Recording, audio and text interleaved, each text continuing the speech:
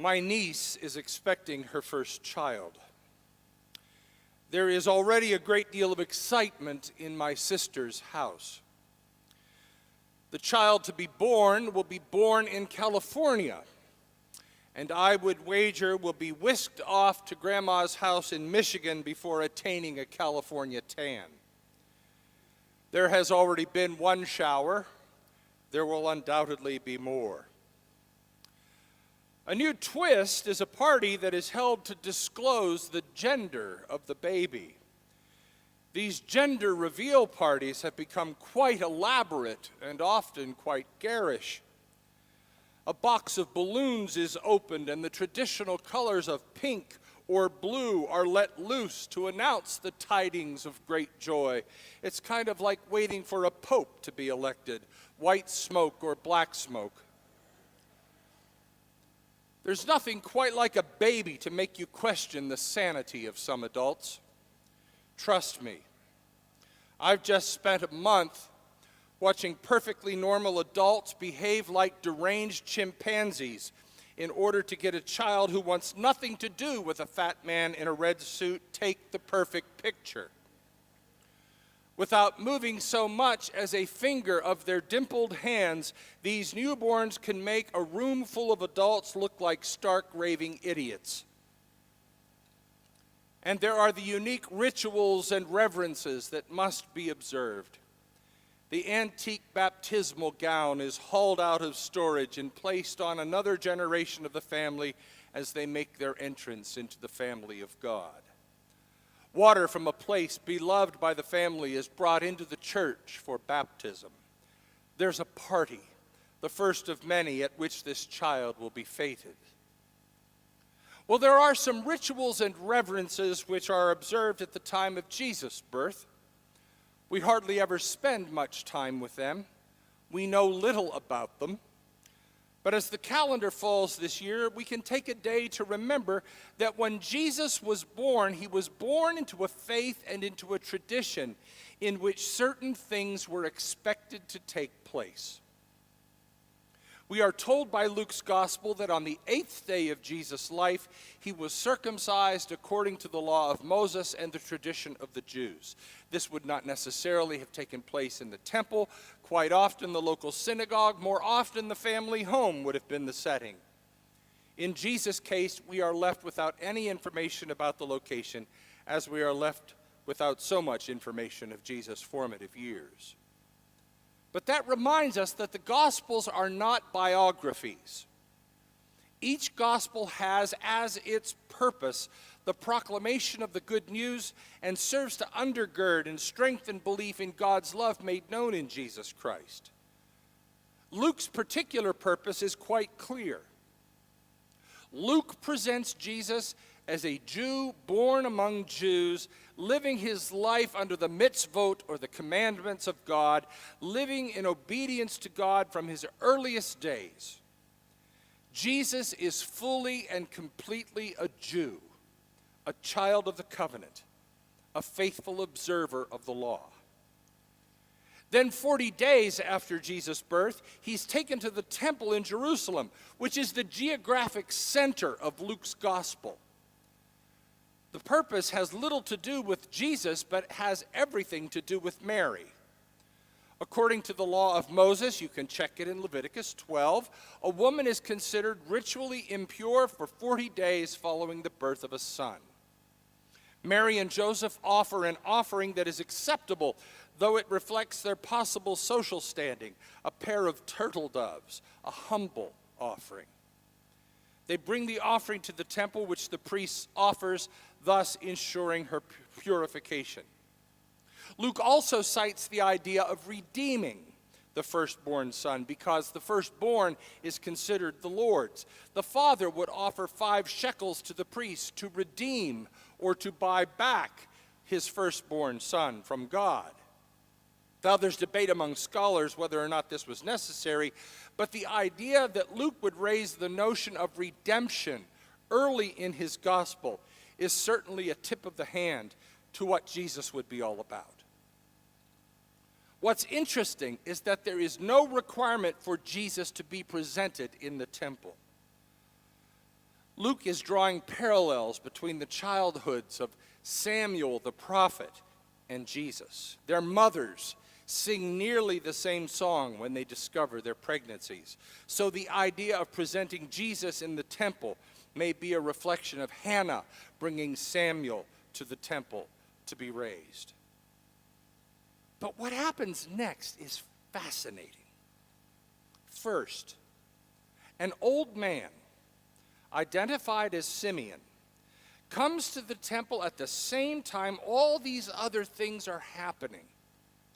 Simeon takes the infant Jesus in his arms and begins to give thanks to God with what was known and continues to be a hymn of the church.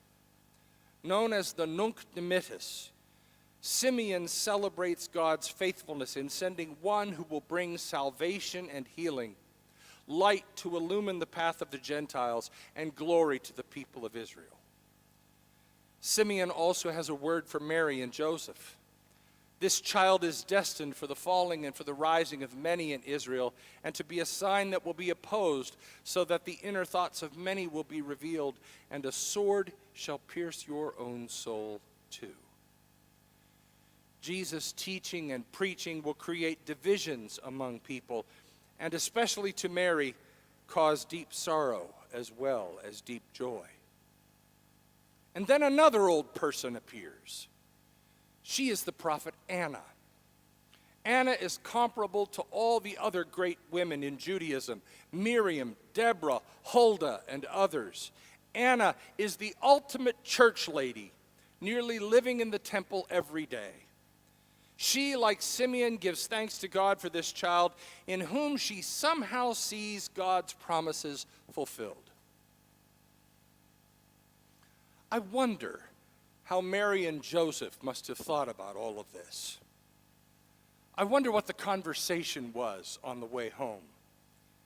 Did they talk about it? Who broached the subject? Did they compare their stories of angels visiting to tell them everything was according to a plan beyond their doing and understanding? It is, of course, perfectly normal and frankly expected that parents have conversations about their children beginning on the day of their birth. Who will this child become? What course will their life take? What will they accomplish? This blank canvas of life is before them, and I can't help but think that they began sketching out a portrait of who this son of theirs would become. These two old people seem to have it all figured out in what can only be described as a moment of revelation and insight. Simeon and Anna are perfectly clear about who they see this infant becoming. This child is the child of promise, the child of expectation, the child for whom the generations have waited and yearned. And what about us? When we think about this baby, what do we see?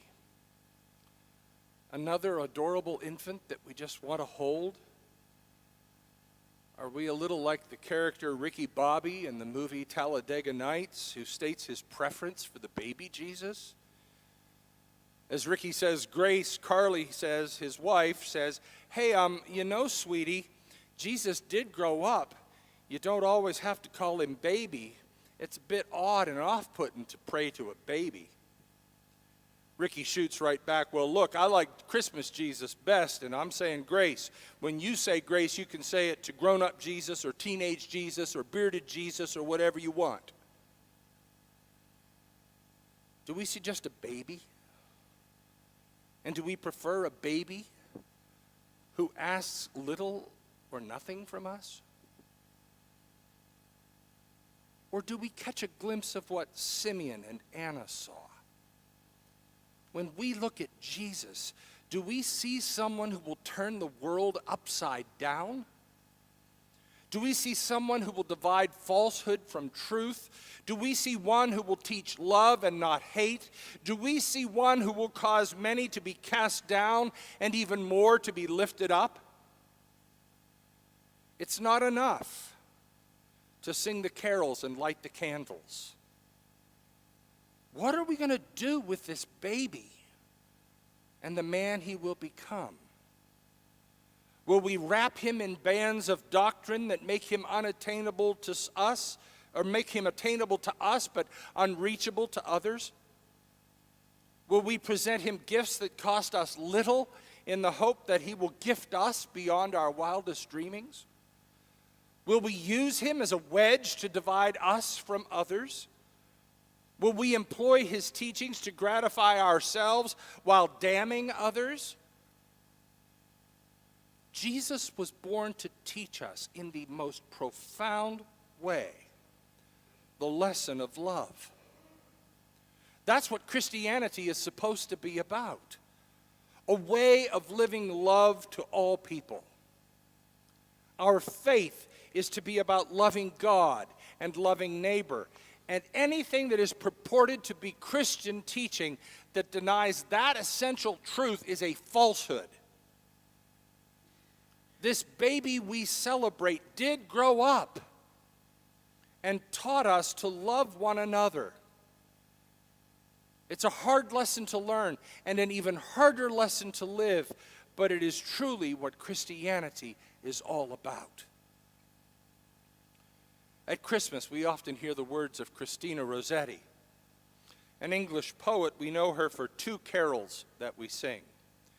She penned the words to In the Bleak Midwinter. We've been singing the last verse, "What can I give him, poor as I am? If I were a shepherd, I would bring a lamb. If I were a wise man, I would do my part. Yet what I can, I give him. Give my heart." She also wrote a lesser-known carol to us. It's been set to music by many great composers. The lyrics are, "Love came down at Christmas. Love all lovely, love divine. Love was born at Christmas. Star and angels gave the sign. Worship we the Godhead, love incarnate, love divine. Worship we our Jesus, but wherewith for sacred sign? Love shall be our token. Love be yours and love be mine. Love to God and all men. Love for plea and gift and sign. Love shall be our token. Love to God and to all people, for now and evermore. Amen.